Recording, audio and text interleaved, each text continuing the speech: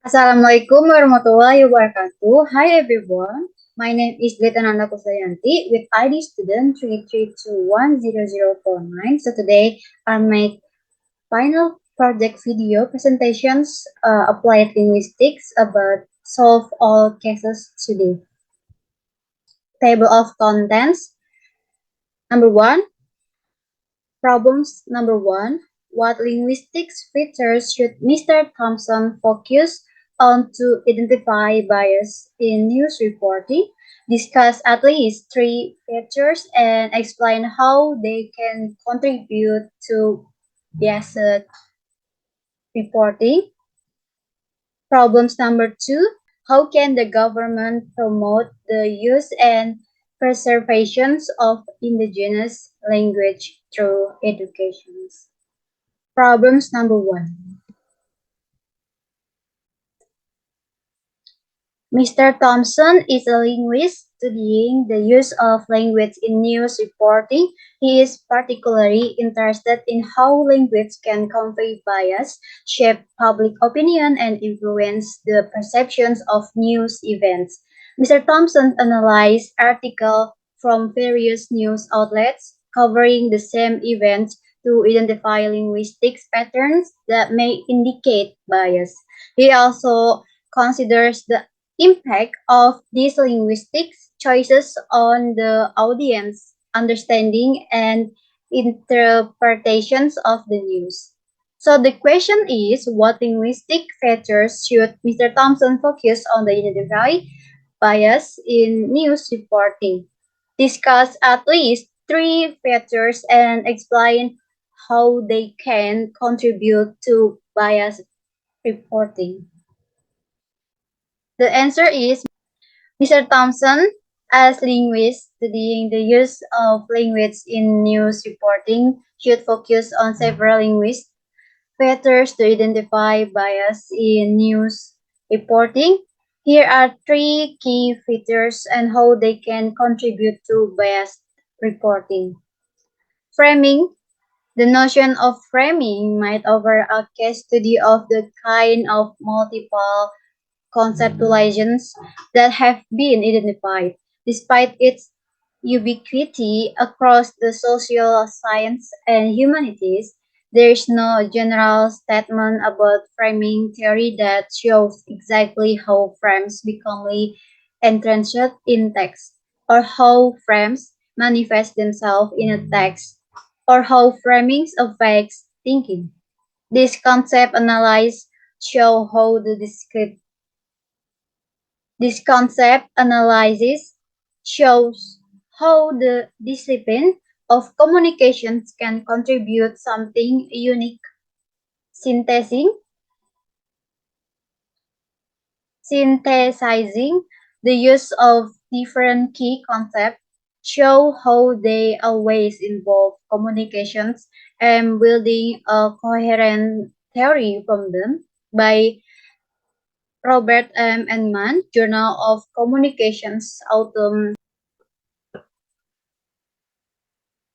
Mr. Thompson, a linguist who studied the use of language in news reporting, should focus on several linguistic factors to identify bias in reporting. One of the key factors is framing, which refers to the way a news article presents information to influence audience perceptions. Framing can happen through the use of different words or phrases to describe the same event, such as freedom fighters and terrorists. This can lead to different judgment from readers and can be a strong form of gap of bias. Can be strong form of bias. In addition, high frequency words and words collocations are important features to consider.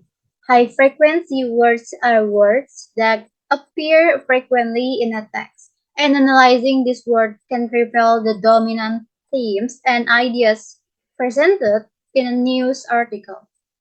For example, if a news article frequently uses words associated with a particular ideology, such as freedom or equality, then it might indicate a bias toward that ideology. Words collocations refer to the habit of putting certain words together, and analyzing this collocation can also reveal a bias. For example, if a news article frequently puts words like vaccine and safety together, this could indicate a positive bias toward vaccine. Conversely, if the article pairs the word vaccine with risks, then this could indicate a negative bias. By examining these linguistic factors, Mr. Thompson was able to identify patterns that could indicate bias in news reporting and understand how language choices can shape public opinion and influence perceptions of news events. Next is media bias and linguistic patterns in news. Media bias is a complex concept, Spinde et al.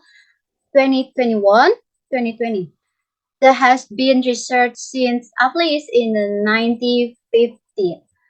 White 1950. The concept described biased news coverage or biased media content, Hamburg 1960, which can be intentional. Example, delivery expressing a tendency towards a perspective, ideology, or outcome. William 1975, or unintentional William. Different stages of the news productions process can introduce different form of media bias. By Hamburg, Mr. Thompson should focus on how news outlets use language to frame stories. This involves breaking down their word choices, positive or negative connotations, the recurring vocabulary patterns they use, and how these elements come together to create the overall semantic structure of the article. Research shows that this semantic analysis is crucial. Imagine two articles reporting on the same event. One might use terms like peaceful demonstrators, while the other uses destructive mobs. These seemingly small differences in word choice shape how readers perceive the event and potentially influence their opinions. Furthermore, Mr. Thompson must consider the role of different units of analysis. News articles are not a singular entity.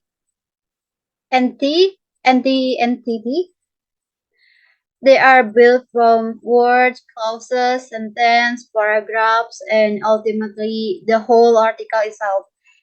Each level contributes to the meaning of the whole. To understand the potential bias and ideology of the author, a comprehensive analysis across all these levels is required. For example, analyzing high frequency words and how they cluster can reveal underlying bias.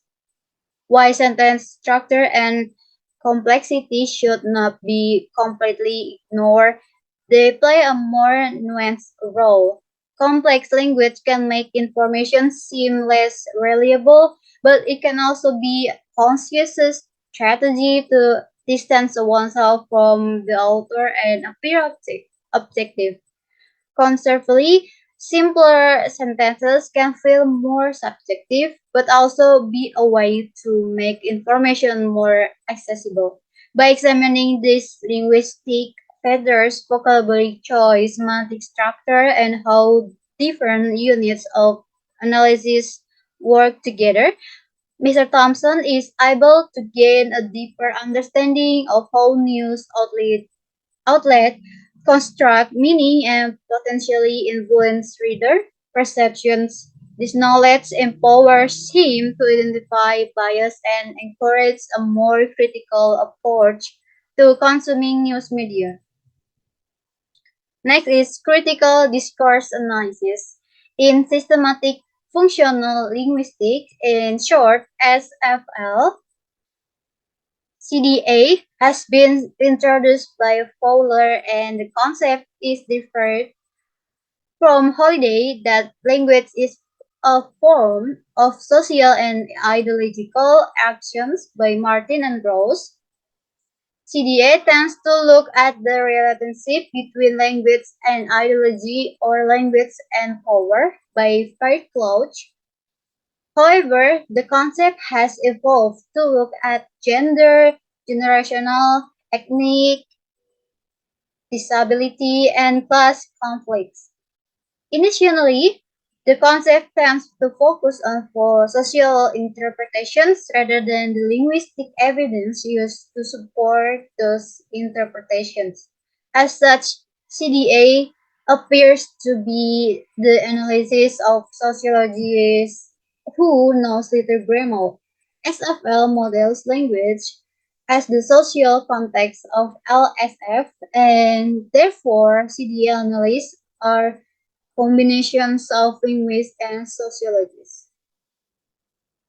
To break the code of bias in news reporting, Mr. Thompson analyzed must dig deeper than just surface features. Critical discourse analysis, or CDA, offer a powerful tool for these missions. CDA goes beyond the literal meaning of words, examining how repeated patterns and vocabulary choices relate to the broader social and political context. Here is how Mr. Thompson utilized CDA. First, CDA helps identify recurring patterns in text and relate them to the underlying social context in which new articles are produced. This can reveal hidden agendas or bias that may not be immediately apparent. Second, CDA combines quantitative quantitative techniques such as keyword frequency analysis with in-depth textual analysis. This double act allows Mr. Thompson to identify not only frequently used words but also how they cluster and shape overall meaning. This can bring to light subtle bias. For example, a news outlet that consistently use negative vocabulary when discussing a particular group. However, CDA is not without its limitations.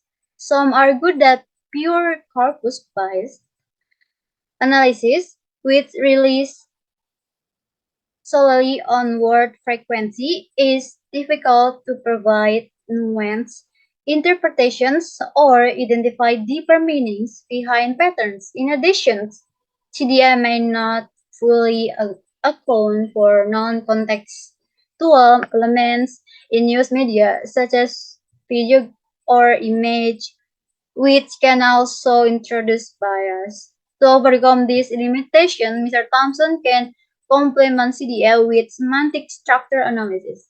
This involves examining how meaning is constructed in news articles.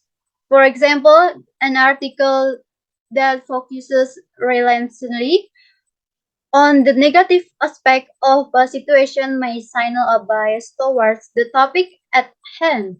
Similarly, the specific words chosen by the writer are very important. Words with positive connotations such as progress might signal a bias toward a certain point of view, while words with negative connotations such as chaos might signal a bias towards another point of view. By combining by combining the CDI framework or analyzing requiring patterns and social context with semantic structure analysis that focuses on the constructions of meaning through word choices and emphasis, Mr. Thompson was able to gain a more complete understanding of how language is used to shape public perceptions and potentially identify bias underlying news reporting. By examining these linguistic factors, Mr. Thompson can identify patterns that may indicate bias in news reporting. This analysis can help him understand how language choices can shape public opinion and influence the perceptions of new events. Moreover, by considering the impact of these linguistic choices by audience understanding and interpretation of new, Mr. Thompson can better appreciate the role of language in news reporting and its potential to influence public opinions. Problems number two. Imagine you are a language planner working for the government of a country with a diverse linguistic landscape. The country has several indigenous languages spoken by different ethnic groups, as well as a dominant national language used for official purpose. Your task is to develop a language policy that promotes linguistic diversity while ensuring effective communication and national unity. The question is, how can government promote the use and preservation of indigenous language through education? The answer is the Himes, a renowned linguist, define communicative competence as the comprehensive knowledge a speaker requires to fully participate in speech community. He identifies four key sectors that comprise communicative competence, which are essential for effective communications. Number one, possibility. In the context of language policy, it might be particularly important to promote the use and conservation of indigenous language through education. By providing that indigenous language are taught properly, students can develop a strong foundation in language and communicate effectively with peers and society. This can be achieved by incorporating indigenous language into the curriculum, providing language support service, and promoting language documentations and preservations. In addition, the government can encourage the use of local language in official contexts, such as government, communications, public service, and science. By encouraging the use of preservations of local language, governments can foster a sense of national unity and cultural identity, and ensure effective communications and social cohesion. Number two, festibility. Festibility in education. In education, festibility is very important to ensure that students can understand and process the information being taught. The student, when students are taught in their native language, they are more likely to be able to process information quickly and efficiently. This is because they are more familiar with the language and can understand the nuance of language more easily. In addition, teaching in the mother tongue can help reduce language barriers and make the learning process more accessible to students who may not speak in the dominant national language. Promoting indigenous language through education. To promote the use and preservation of indigenous language through education, government can put in place policies that prioritize priority, prioritize the use of indigenous language in educational setting. This could include providing training for teachers to teach in indigenous language, developing curriculum materials in indigenous language, and providing research and supporting for students who use indigenous language. In addition, the government can encourage the use of local language in official contexts such as government communications and public service to promote a sense of national unity and cultural identity. Number three, appropriateness. One of the most effective ways to the governments can improve education to promote the use and preservation of local language is by fostering an understanding of appropriateness in communications. As described by sociolinguistic Delheimus, appropriateness refers to adapting communication to particular contexts, taking into account the social and cultural norms of the audience and situations. In a country with a diverse language landscape, this principle becomes even more important. By integrating indigenous language into the educational curriculums, students of the different ethnicities can develop an appreciation for the rich cultural embed in this language.